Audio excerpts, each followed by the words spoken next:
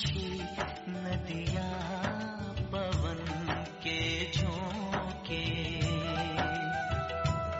कोई सरहद ना इन्हें रोके। पंछी नदियाँ पवन के झोंके, कोई सरहद ना इन्हें रोके। सरहद इंसानों के लिए सोचो तुमने और मैंने क्या पाया इंसान। आकाशवाणी पूर्णिया सुनने वाले तमाम श्रोताओं का स्वागत है कार्यक्रम सरहद संवाद में। श्रोताओं, हम जानते हैं कि भारत नेपाल का संबंध वर्षों पुराना है और निरंतर दोनों देशों की सरकारें इसकी मजबूती के लिए कार्य कर रही हैं। बावजूद इसके भारत नेपाल सीमा पर रहने वाले लोगों की कई समस्याएं हैं। हालांकि सरकार इसके निदान के लिए निरंतर प्रयास कर रही है, लेकिन ये समस्याएं क्या हैं और सरकार के द्वारा क्या पहल की जा रही है, इन तमाम विषयों पर बातचीत करने के लिए आज हमारे साथ स्टूडियो में उपस्थित हैं पंकज कुमार रंजीत, जो कि पत्रकार होने के साथ साथ भारत नेपाल पत्रकार समन्वय समिति के प्रेसिडेंट भी हैं। साथ ही हमारे साथ उपस्थित हैं अररिया से प्रभात खबर के ब्यूरो चीफ मृगेंद्र बनी सिंह जी, और हमारे साथ उपस्थित हैं स्टूडियो में स्वर्ण रानी जी, जो कि पत्रकार हैं और साथ ही साथ भारत नेपाल पत्रकार समन्वय समिति के सदस्य भी हैं। आप तीनों मेहमानों का हम आकाशवाणी के स्टूडियो में स्वागत करते हैं। सबसे पहले जब हम भारत नेपाल संबंध की बात करते हैं तो निश्चित रूप से हमारे मन में ये आता है कि भारत नेपाल का जो संबंध है वो एक मजबूत और भाईचारगी का संबंध है। मृगेंद्र बनी जी, सबसे पहला सवाल आपसे ही होगा। बॉर्डर एरिया से आप लोग पत्रकारिता करते हैं, आपका भी लंबा अनुभव रहा है। बॉर्डर एरिया में जो लोग हैं, खासकर हम भारत की तरफ से बात करें, लोगों की क्या क्या समस्याएं आप देखते हैं? बहुत बहुत धन्यवाद शिवाजी, बहुत ही अच्छा विषय आपने चुना है। भारत और नेपाल का जो संबंध है वो कहा जाता है कि सतयुग से है। रामचंद्र और माता सीता से जुड़ा हुआ यह संबंध है। राजा जनक, आज भी नेपाल जो है भारत को अपना दामाद मानता है और जो सच्चाई है वो छुप नहीं सकती है। और आज उसी संबंध के बदौलत नेपाल और भारत के बीच बेटी रोटी का संबंध चलता आ रहा है। हमारे बेटे की शादी नेपाल में होती है, नेपाल की बेटियों की शादी हमारे घर होती है, हमारी बेटी नेपाल जाती है, नेपाल के बेटे हमारे घर आते हैं। तत्कालीन जो समस्याएं उभर कर आ रही हैं वह है समस्याएं सीमा को लेकर। सबसे बड़ी बात है कि नेपाल और भारत के बीच कई वर्षों से सीमा का विवाद जो है वो सुलझ नहीं पाया है। बीच में केंद्र सरकार के निर्देश पर, प्रमंडलीय आयुक्त के निर्देश पर वहां पर कई अतिक्रमण मुक्ति अभियान चलाए गए, सीमा पर से अतिक्रमण हटाया गया, लेकिन जितना फलीभूत होना चाहिए था उतना हो नहीं पाया।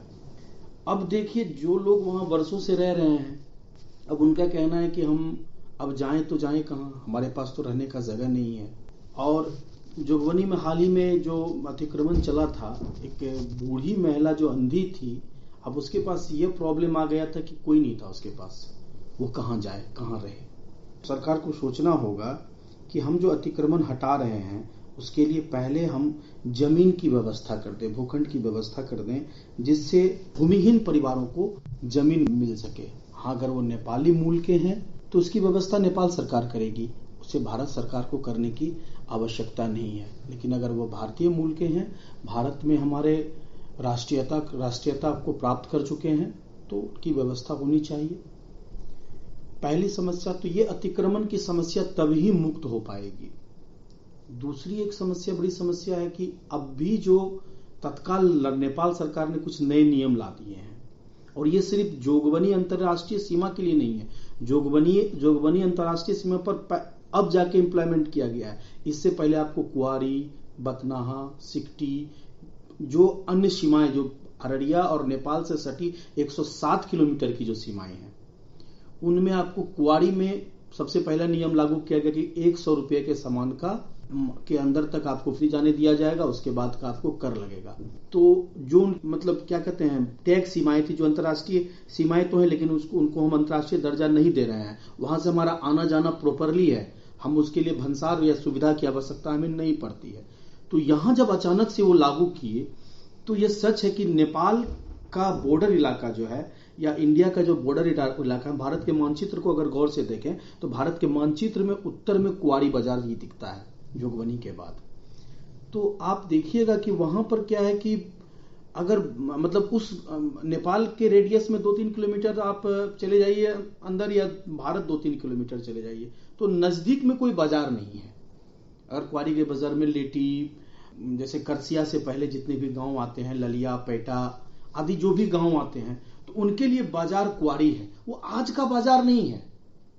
यह बाजार उनके लिए हमें लगता है कि वो उनके पूर्वज ही करते आ रहे हैं, उनके पूर्वज के पूर्वज करते आ रहे हैं, वो इसी बाजार पर पूर्ण रूपेण आश्रित हैं।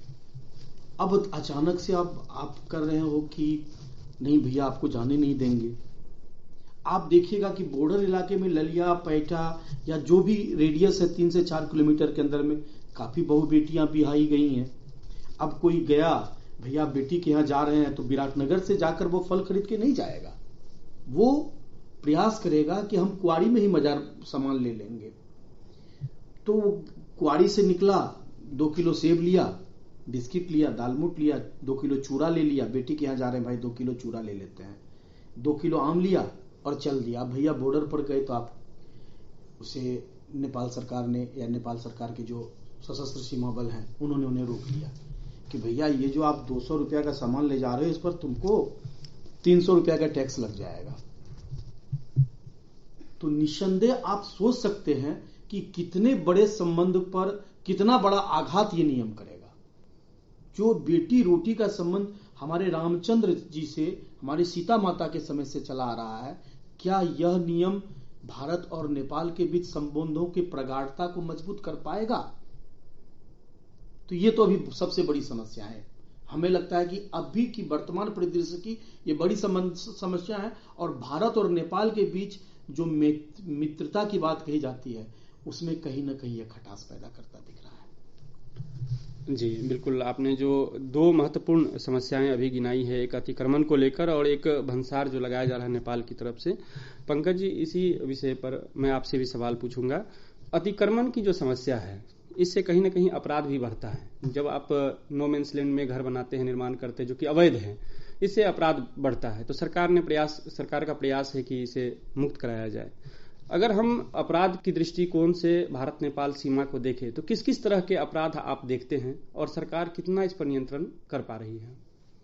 जी, सबसे पहले शिवाजी मैं आपको धन्यवाद देता हूं और बहुत अच्छा प्रश्न है और इस प्रश्न को लेकर के लगातार भारत सरकार के गृह मंत्रालय ने बहुत अथक प्रयास किए हैं। बावजूद इसके यह प्रयास अभी तक सफलता उस तरीके से नहीं मिल पाई है इस दिशा में जिस तरह से होनी चाहिए, क्योंकि ये बॉर्डर भारत और नेपाल की वह सीमा है, वह बॉर्डर है जहां आपने सुना होगा कंधार जैसे हाईजैकिंग को अंजाम दिया गया था। यही वो रास्ता है जहां लोगों ने इसको एक माध्यम बनाया था। बहुत अति संवेदनशील यह इलाका है और यह सीमा है। इस सीमा पर जो लॉ एंड ऑर्डर को लेकर के जिस तरीके से मुक्त होना चाहिए, अतिक्रमण मुक्त होना चाहिए, उस तरीके से नहीं हो पा रहा है। शिवाजी सर, मैं आपको बताऊंगा कि अभी हाल के दिनों में भी एसएसबी की यहाँ पर तैनाती की गई है और तैनाती के माध्यम से एसएसबी को गृह मंत्रालय के द्वारा मानव तस्करी और जिस तरह से बहुत सामानों की तस्करी है उस तस्करी को लेकर के और अपराध को भी लेकर के, तमाम लोग अपराध यहाँ करते हैं और जाके नेपाल में शरण बनाते हैं, नेपाल के भी अपराधी वहां से आके यहाँ शरण बनाते हैं। तो इस चीजों को लेकर के कई बार गृह मंत्रालय के तरफ से भारत सरकार और बिहार सरकार के समन्वय से इस अतिक्रमण मुक्त कराया गया है, लेकिन अतिक्रमण मुक्त होने के बावजूद यह वही की वही स्थिति बन जाती है। एक बार तो इसे साफ करा दिया जाता है, फिर जोगबनी में देखते होंगे कि आए दिन अलग से ठेला, दुकानदार, फेरी वाला, इस तरह के लोगों का एक सड़कों पे ही एक जमावड़ा बना हुआ रहता था, जो आने जाने वाले लोगों को काफी दिक्कतों का सामना करना पड़ रहा था और ट्रकों की कतार लगते थे। लेकिन अब आईसीपी के होने से भारत सरकार की ये बहुत अच्छा प्रयास है भारत सरकार का, जिन्होंने भारत और नेपाल के संबंध को मजबूत करने की दिशा में एक से एक ठोस पहल उन्होंने की, जिसमें से एक आईसीपी का जो निर्माण हुआ है, एक ही छत के नीचे हर चीज का चेकिंग होना, हर चीज की जांच होनी, वो आपको आईसीपी के माध्यम से हो रहा है। मैं आपको एक छोटी सी घटना में बताना चाहूंगा, जिसमें एक सिक्किम की भारतीय लड़की थी, उसका सिक्किम से एक लड़का, भारतीय लड़का ही उसको भगाकर लाया था और नेपाल में वो एक साना हाताहरू नाम की एक नेपाली संस्था थी, उन्होंने उसको पकड़ा और नेपाल पुलिस के हवाले किया। समस्या ये नहीं थी कि उसको पकड़ा, समस्या तब उत्पन्न हुई जब उसको सुरक्षित भारत तक ले जाना था। इस दिशा में चूंकि हमारे यहाँ के एनएचआरसीसी को खबर किया गया, वहां की संस्था ने उनको खबर किया, हम लोग यहाँ से गए वहां, और वहां नेपाल पुलिस के पास में उस लड़की को और उस लड़के को, आरोपी को पकड़ा गया था। ये दोनों भारतीय थे। नेपाल पुलिस का कहना था कि 72 घंटे से ज्यादा हम नहीं रख सकते इसको, और उन्होंने उस लड़की को सौंपने के लिए तुरंत जो है हम लोगों से कहा कि भाई इसको आप ले जाइए। समस्या ये थी कि हमारे पास में कोई फोर्स नहीं था, हम उस चीज को किस तरीके से ले जाते, हम लोग सिविलियन हैं, हम लोग सोशल वर्क में काम कर रहे हैं, सिविलियन, उसको कैसे ले जाया जाए। अंत में हम लोगों ने एक माध्यम ये लगाया कि यहाँ के बॉर्डर में जो भी लोग तैनात हैं, जिनको तैनात किया गया था, सुरक्षा के दृष्टिकोण से हम लोगों ने एक औपचारिक चिट्ठी दे करके उनको हमने सुपुर्द कर दिया, उस लड़की को और उस आरोपी को। जो पीड़िता थी वो 14 साल की नाबालिग लड़की थी, उसको उसकी सुरक्षा होनी ही चाहिए। भारत की लड़की थी, उसको भारत में किस तरीके से कहां तक पहुंचाना है, किसके अधीन रखना है, उसको सुरक्षित देना था। ये एसएसबी के माध्यम से हम लोग चाहते थे कि पहुंच जाए, क्योंकि रात के करीब 8-9 बज चुके थे। ऐसी अवस्था में हम उनको कैसे ले जाते, कहां ले जाते, हमारे पास कोई फोर्स नहीं था। हम लोगों ने ये कहा नेपाल पुलिस को कि आप वहां बॉर्डर तक, जो उनका चेक पोस्ट, वहां तक पहुंचा दीजिए। बॉर्डर तक पहुंचने के बाद में हम लोगों ने उनको सौंप दिया।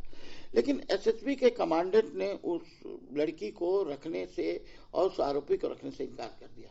समस्या तो तब हुई जब हम लोग वहां पर बॉर्डर बंद होने वाला था और वो आरोपी को हमारे पास में कोई फोर्स नहीं था, और उन्होंने कहा कि इसका कारण क्या है, क्यों नहीं आप रखेंगे, आपके पास सारी व्यवस्थाएं, महिला आपके पास जवान है, आपके पास इतने सौ परिवार हैं, तो आप इसको जितना सुरक्षित रख सकते हैं, हम सिविलियन कैसे रखेंगे। तो कमांडेंट जो थे वहां के असिस्टेंट कमांडेंट, उन्होंने इसको साफ मना कर दिया, बोला मेरे प्रोटोकॉल में ये नहीं है।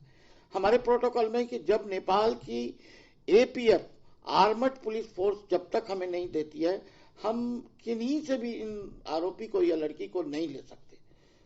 अब मुझे ये समझ में नहीं आया कि इस स्थिति को लेकर के हम लोग हतप्रभ हो गए कि इस लड़की की सुरक्षा अब हम लोग करें तो कैसे करें। प्रोटोकॉल एक जगह है, लेकिन लड़की की सुरक्षा तत्कालीन तो एक जगह है। मेरे ख्याल से इस पे एक समीक्षा जरूर होनी चाहिए। मैं इस कार्यक्रम के माध्यम से सुरक्षा की बात आपने कही, तो मैंने इस बात को रखा जो भारत सरकार और गृह मंत्रालय के संज्ञान में आना चाहिए। ये बहुत महत्वपूर्ण है। अब आपने जो सवाल किया था उसमें जो घटनाएं हैं, जो अपराध है, अपराध का जो ग्राफ है, वो सीमावर्ती क्षेत्र का काफी लाभ मिलता है लोगों को।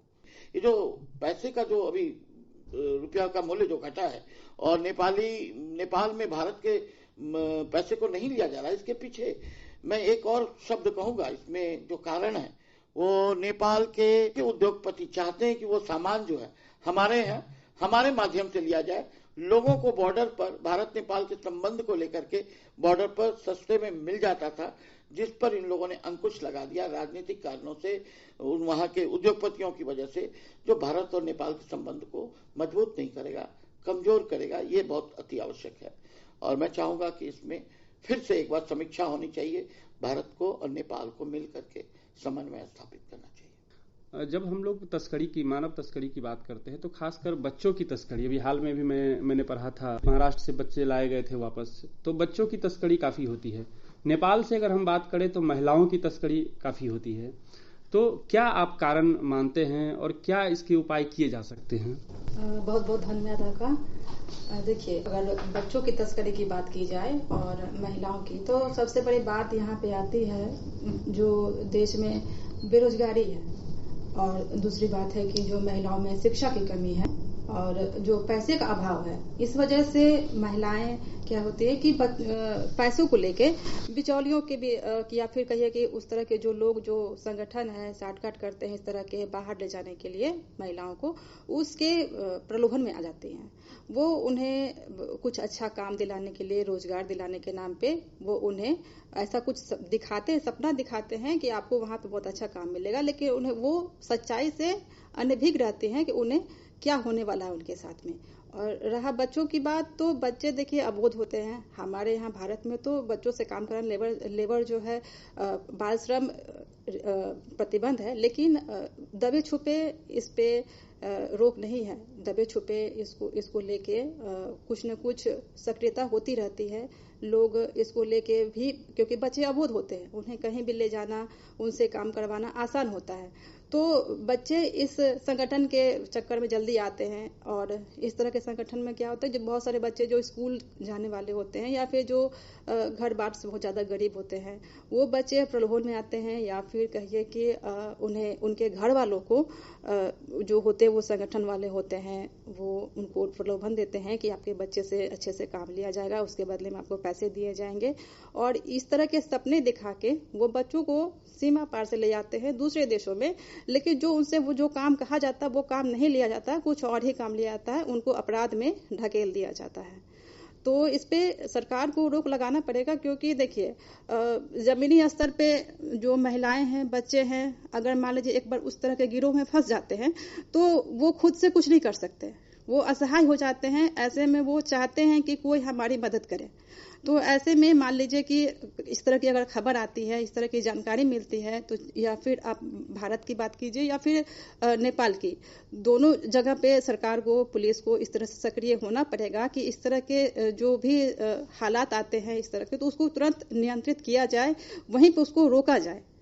तो इस पे रोकथाम बहुत जरूरी है। दोनों देशों की सरकार को इस मामले में भी थोड़ी सी हस्तक्षेप करके, और जागरूकता सबसे जरूरी है। और थोड़ा सा अवेयरनेस समाज में भी लाना होगा कि महिलाएं इस तरह के प्रलोभन में ना आए, और जो माता पिता हैं अपने बच्चों को थोड़ी सी जो है ना इस तरह के बातों में ना आए और बच्चों को ना भेजे दूर। जी, ना भेजे। एक तो गरीबी और दूसरी अशिक्षा और तीसरी आप जागरूकता कह सकते हैं। इन सभी कारणों से तस्करी बढ़ रही है। मृगेंद्र जी, बाढ़ या यूं कहे कि आपदा हर वर्ष इस क्षेत्र को, खासकर जो सीमावर्ती क्षेत्र है, उसको प्रभावित करती है। इस वर्ष भी संभावना है कि बाढ़ आ सकता है। इसका जो मूल कारण हम लोग देखते हैं वो नेपाल से जो पानी छोड़ा जाता है, ये एक समस्या है। आप इसको किस तरह से देखते हैं? क्या सॉल्यूशन है इसका? सरकार को क्या प्रयास करनी चाहिए इसका? बहुत ही अच्छा प्रश्न किया आपने शिवाजी। हम कहते हैं कि बाढ़ जो है अररिया के पूर्वी इलाके के लिए और पूर्णिया के पूर्वी इलाके के लिए, किशनगंज के पूर्वी इलाके के लिए सचमुच में बहुत बड़ा अभिशाप है।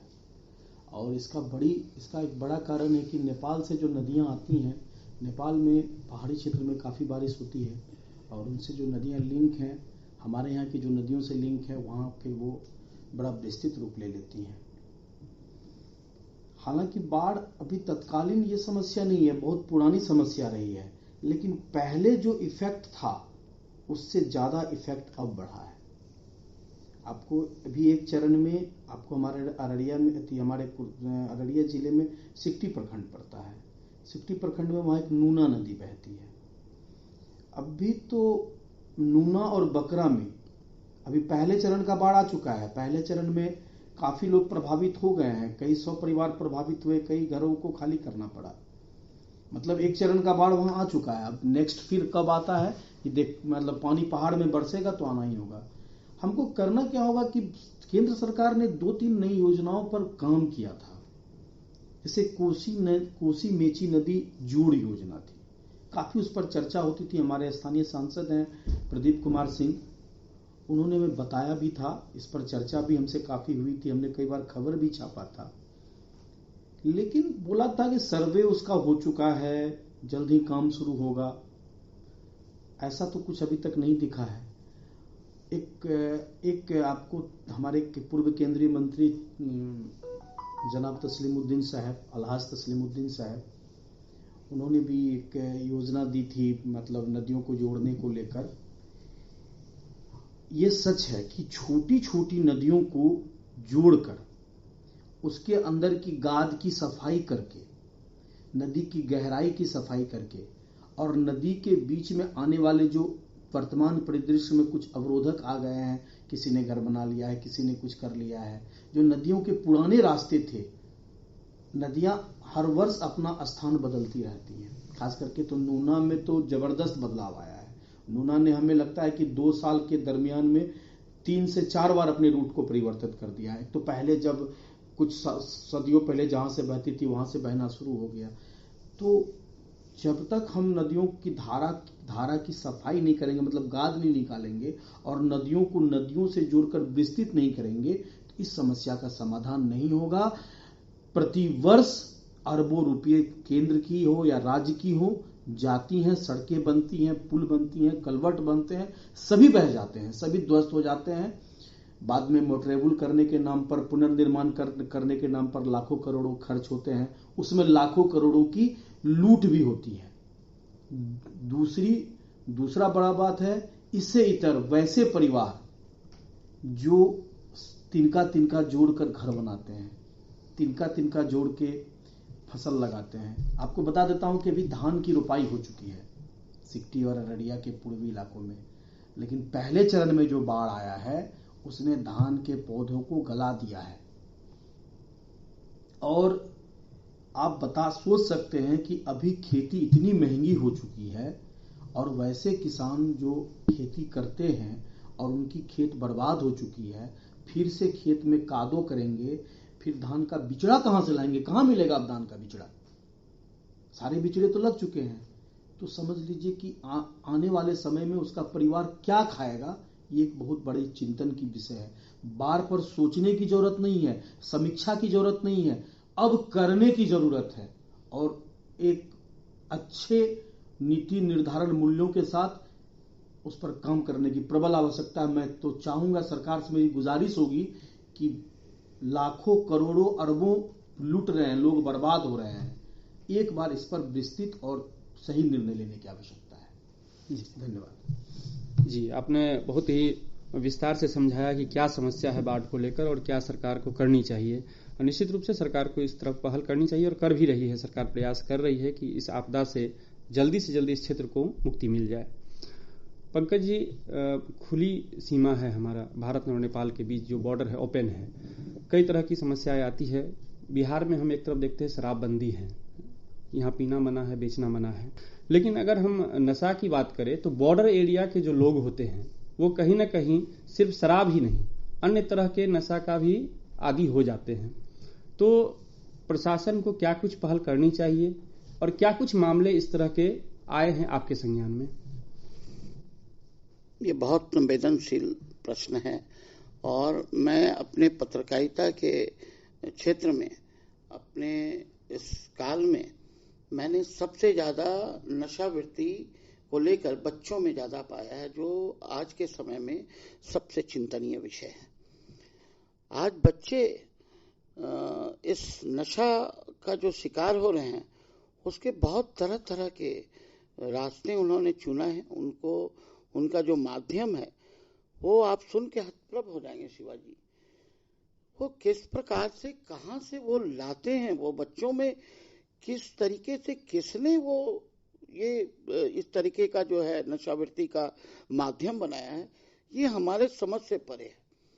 मुझे लगता नहीं है कि इस तरह की चीजें आम तौर पर हमने कहीं देखा है।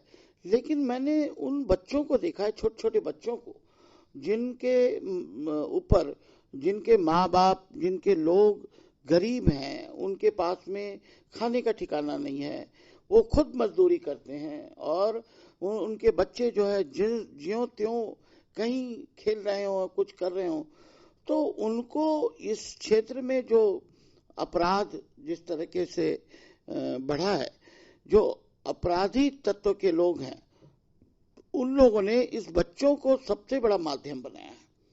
उनमें नशाखोरी का लत लगाकर वो यहाँ तक कि तंबाकू और शराब जैसे नशीले पदार्थ का ही सेवन नहीं करते।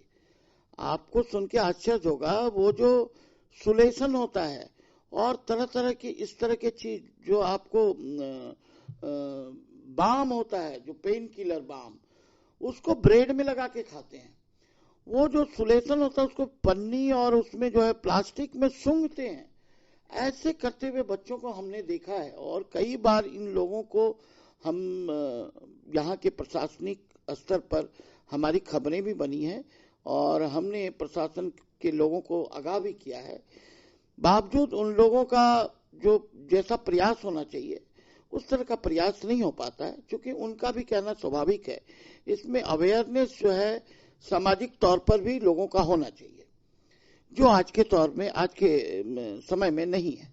मुझे लगता है कि जिस तरीके से आज बहुत सारी गैर सरकारी संस्थाएं जो काम कर रही है इन चीजों पे और चाइल्ड लेबर पे, बहुत सारी चीजों पे, तो इसको भी थोड़ी सूक्ष्मता से, इस पर संवेदनशीलता से देखना चाहिए और इस पर जो आवश्यक कार्रवाई हो प्रशासनिक तौर पर और सामाजिक तौर पर ये पहल होनी चाहिए।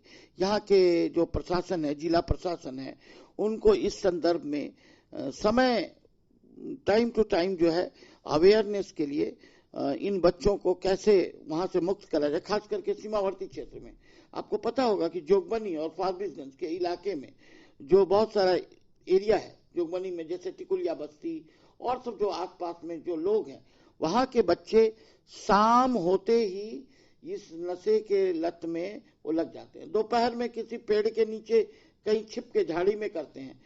हमारे पास ज्यादा समय नहीं है, लेकिन स्वर्णानी जी, एक सवाल मैं आपसे पूछकर इस कार्यक्रम का समापन करूंगा। जब हम बॉर्डर की समस्याओं की बात करते हैं, खासकर भारत नेपाल बॉर्डर की समस्याओं की बात करते हैं, कई केंद्रीय एजेंसी, कई राज्य सरकार की एजेंसी वहां काम कर रही है जो सरकार को स्थिति बताती है। लेकिन अगर हम मीडिया के कवरेज की बात करें तो क्या आपको ऐसा लगता है कि मीडिया कवरेज जितना मिलना चाहिए बॉर्डर की समस्याओं को राष्ट्रीय स्तर पर, वह नहीं मिल पा रहा है? ये बिल्कुल सही बात है कि जितना कवरेज मिलना चाहिए मीडिया के थ्रू वो नहीं मिल पा रहा है और जो बारीकियां हैं वहाँ की वो सामने नहीं आ पाती हैं। कहीं न कहीं मीडिया कर्मी भी थोड़ा ऊपर से निकल जाते हैं, ये बात सही है। वहाँ लोगों के बीच में, उनके बीच जाके जो एक उनके बीच की जो छटपटाहट है, उनकी जो किस चीज को लेके वो बहुत ज्यादा परेशान है, सही मायने में कहिए तो वो लोग बता नहीं पाते हैं। ये भी एक कारण है कि सही से वो लोग बता नहीं पाते। एक होता है मन में कि डर की भावना, या फिर कहिए कि वो उन्हें बोलना नहीं आता है, उन्हें अपनी समस्याएं रखनी नहीं आती है, तो वो बता नहीं पाते उस मामले के। लेकिन बहुत सारी होती है महिलाएं भी हैं जो बहुत सारी कठिनाइयां महसूस करती है, लेकिन वो बता पाने में सक्षम नहीं है। तो ऐसे मामले में क्या है कि जैसे मैं भी मीडिया से हूँ, लेकिन मैं इस मामले के बारे में थोड़ा ज्यादा कह रही हूँ, इसे नेगेटिवली ना लिया जाए।